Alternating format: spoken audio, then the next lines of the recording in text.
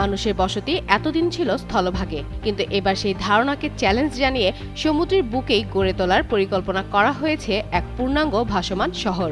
Office, school, হাসপাতাল, এমনকি stadium সবই থাকবে নিজের বাসার কয়েক মিনিটের দূরত্বে।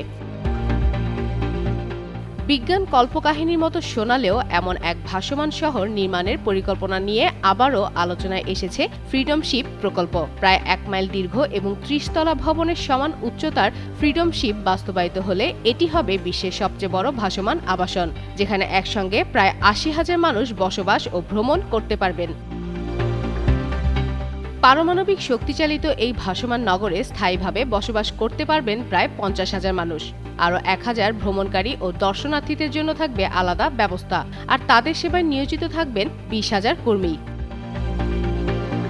পরিকল্পনা অনুযায়ী পারমাণবিক শক্তিচালিত এই জাহাজে থাকবে গবেষণাভিত্তিক হাসপাতাল, স্কুল, কলেজ, বহুতল হোটেল, 15,000 আসনের stadium, convention centre, water park, জাদুঘর, সিম্ফনি হল, 2 তলা ফুড হল, অ্যাকুয়ারিয়াম, নৈশ ক্লাব এবং বিস্তৃত সবুজ পার্ক।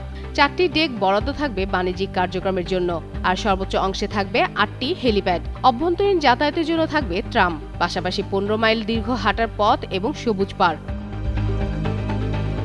জাহাজটি কোনো বন্দরে নোঙর করবে না। আন্তর্জাতিক জলসীমায় অবস্থান করেই ঘন্টায় প্রায় 7 নটিক্যাল মাইল গতিতে চলবে এবং প্রতি 2 বছরে একবার পৃথিবী প্রদক্ষিণ করবে। যাত্রীদের আনা নেওয়ার জন্য ব্যবহার করা হবে ফেরিবহর। 1990-এর দশকে মার্কিন প্রকৌশলী নরম্যান নিক্সনের 30 বছর ধরে লালিত এই স্বপ্ন এখনো নির্মাণ পর্বে পৌঁছায়নি। 2012 সালে নিক্সনের মৃত্যুর পর প্রকল্পটির নকশা আবারও প্রকাশ্যে আনা হয়। উদ্যোক্তারা বলছেন, প্রয়োজনীয় অর্থায়ন নিশ্চিত হলে ইন্দোনেশিয়ায় নির্মাণ কাজ শুরু করা হবে এবং 3 থেকে 4 বছরের মধ্যেই এটি বাস্তবে রূপ নিতে পারে।